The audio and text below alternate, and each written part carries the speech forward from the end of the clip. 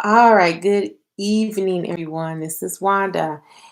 I am coming to you live with your Tip Tuesday today. So, today I'm doing the Tip Tuesday live because, again, I was having some issues and wasn't feeling well. So, every now and again, you'll see this little purple cast. I was out there dog sledding in February and yeah, so I was driving the dog sled and kind of fell off. And so since February, they just found out on Friday that I have two fractures. But anyway, so much for that. I'm coming live. So this is unedited, uncut. It's real. We had technical difficulties. Hi, thank you for joining, Sherry. Again, here we go. So we had technical difficulties, but I came back, redid all that. But I'm talking Motherless Mother's Day. And the reason why I'm doing Motherless Mother's Day is because I am motherless. Okay. And this is one of the hardest holidays for me, and Christmas. Those are the two. So, Motherless Mother's Day does not just include mothers that are deceased, if your mother's deceased, it also includes mothers with children who are estranged or they don't talk to you much. If you are a mother who lost a child, um, be it through a death, an abortion, um, or stillbirth, or you just are a mother or a female, I should say, that can't have a child. So sometimes Mother's Day is very hard for everyone to deal with. It is a very challenging time, especially if you've had a good relationship with your mom over the years of growing up as a child. And for me, it's very hard. I have a hard time dealing with Mother's Day and Christmas. So I kind of avoid it. And with COVID-19, it makes, for some of you guys, it may be even harder. And the reason why is because you are used to going out somewhere with your mother or doing something special with your mom. Um, and this time you just can't do that. Now, if you are close to your mom because you live in another state, you can send flowers and things like that. But the one thing that we should do, or that I would have liked done for me on Mother's Day, is a phone call. I got a lot of texts saying Happy Mother's Day, which was great from all the friends and close relatives. But from your children, I think it just, when they pick up the phone, because you want to hear their voice, it's something about hearing their voice as a mom. And when that doesn't happen, it's hard. It can be painful. So, with that being said, what can you do about it? How do you cope with it? That's the big thing. And that's what God put on my heart. So I was going to do the my normal thing I had set, but I woke up and I thought about Motherless Mother's Day. And the other thing with that is my sister-in-law passed in October, and my niece had posted her at her mom's grave, and she's in her mid-20s. Now, my mom's been gone for 30 years, and it's still hard because when you have a relationship with someone and they're no longer with you, you have the memories, and that's great. That's awesome. Those memories are good, but certain holidays is still a little bit of a challenge. And when I started this, I mean, I got real emotional. So I'm feeling better now. Every time I talk about it, I get a little bit emotional, but it's just something that I wanted to share with you all. And so, other thing about this is, how do you cope with that? How do you get through that time on this Mother's Day? Most of the time, you are in church, you're dressed up, you're doing dinners. Like I said, you're taking your mom out to dinner. There's a lot of things people do for their mothers on Mother's Day. And so, Motherless Mother's Day, I think, is really hard. And a lot of times, people that have their parents, sometimes they don't realize that. And I just want to share this with all of the motherless mothers on Mother's Day. And then also for those that still have your mom, I wanted to bring awareness to you all to just kind of understand what we go through or some of the emotions we're feeling. And a lot of times people have sympathy for you, but they don't have empathy. And so I'm coming from a place of empathy, because I've been there. I understand it. And to see my niece at the gravesite, whew, here I go again. To see my niece at the gravesite was a little bit hard for me because I just remember that, and she's in her mid 20s, and that's still hard. And this is the first year without her mom, and I know Christmas was hard for her. All those things was very, very hard for her. So, like I said, I want to come and do do this live about Tip Tuesday. So it's not the average Tip Tuesday on what I normally kind of talk about, but it's still part of wellness. As you all know, I have 7 pillars of wellness, and this is focusing on your emotional wellness or your mental wellness because that's important. Because a lot of times, like I said, people don't realize what that looks like until you experience. So you can't have empathy until you experience it because you can't be empathetic to what they're going through. You can have sympathy for them and you can feel bad because our culture and who we are as humans, but we can't really empathize with that. So with that being said, by saying, okay, Wanda, so what does that mean? Well, what that means is on June 1st, I'm going to start a 5-week challenge and it's finding joy. And the reason why is because we need to find joy. We need to dig deep into ourselves to figure out how we cope with these things and really what the blockage is. And I even told my husband this Sunday later, I think Sunday later in the day, I got up and I went downstairs to talk with him. And I just felt like it was another day. It was nothing special for me. It didn't feel like Mother's Day. It felt like any other day. Now, could that have been because I have this on and I'm taking narcotics? I don't know, but it didn't feel anything. I had no joy, no joy at all. So I started thinking, I'm like, okay. And I just started putting this thing together. So I'm going to start this finding joy. It's 5 weeks.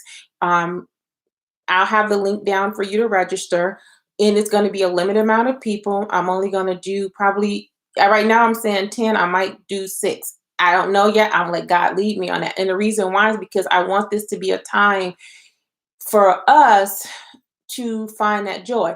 Now, this is not just for the mothers and Mother's Day, but if you have lost a loved one and you are feeling like you don't have joy, then I invite you to join in on this 5-week journey because I just think it's something we have to deal with emotionally and mentally to find that joy, especially if we are still struggling with certain holidays around that loved one. And for me, it's Mother's Day. I told my husband, I said, I want to do something different just for me now. So we're probably going to take weekend getaways on Mother's Day. I know you're probably thinking, Wanda, ain't nobody traveling because this COVID. I'm not going to fear. Once it's lifted, I'm going to use precautions like anytime I always travel. So it's nothing going to be new, but I'm not going to live in fear. And I am going to take some mini getaways and things like that. And I will invite you all to come with me because then I get to meet you in person and we can have a really good time. But again, I wanted to really do this because it just felt like Motherless Mother's Day and it really was something on my heart. And if you don't know, how do you cope? Let me know how you cope in the comments. What did you do if you are a motherless mother on Mother's Day? That's kind of cute. Kind of got a ring to it. But let me know in the comments, seriously, what if you are mothers or you know someone, how do you cope with that? How do you get through your Mother's Day without your mom? So some of the things I did. So when it all started off, I'll tell you what I did. So my mother liked music. So I created a little small Facebook group just for me and my sisters and others, and I dedicated to my mom. So it's for us to go in there and put things in for her. And my mother loved music, so all the types of music she liked. So we can find a video or play something and do something. We want to put that in there. So whatever you want to do, what do you do to cope with that? That's the big thing. And like I said, it's about finding that joy. And sometimes when we're going through something traumatic or you have a traumatic experience, you block it out. And you block it out because you suppress it. And then you know how they say you smell something, love to hear what that looks like for you as well. Okay, so that would be amazing if you would let me know in the comments. So that's pretty much what I really want to come on. I really want to share that with all of you guys to invite you to Finding Joy. It's going to be a 5-week program. It's going to help me as well as you, and we can help each other to find joy through this time of pain and just really just open up our minds.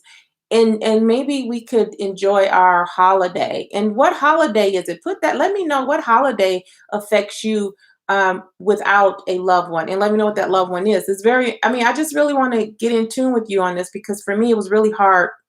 Mother's Day was really, really hard.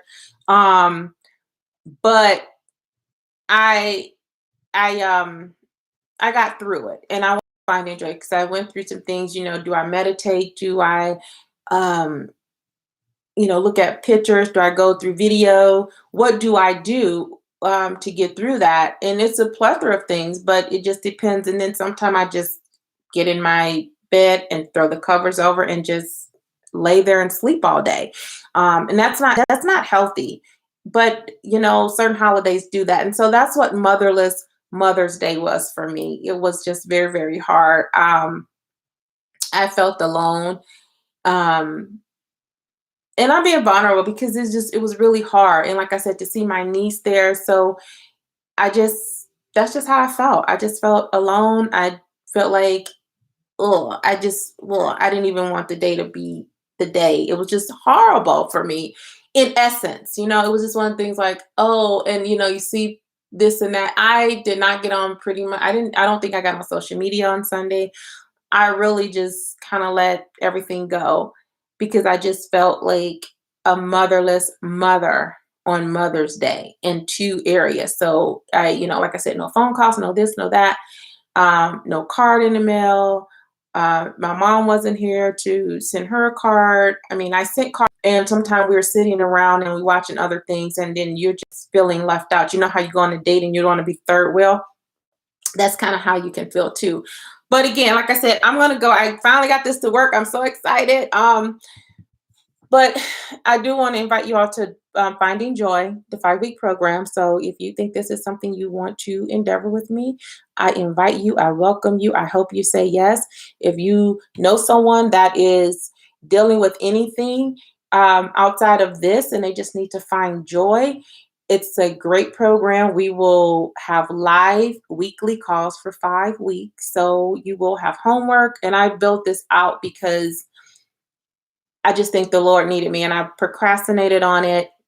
And then Mother's Day, God just said, talk about it and get to the bottom of some things of some hurting people. Because as they say, hurt people hurt people, hurting people hurt people. And I think we say things because we're hurting, and we need to find joy because with this COVID-19, so many people lost loved ones and lost their moms, their sisters, brothers, dads, uncles. So if you know any men that wants to get in here that feel like really want to get in touch with their emotions or feelings, it's non-judgmental.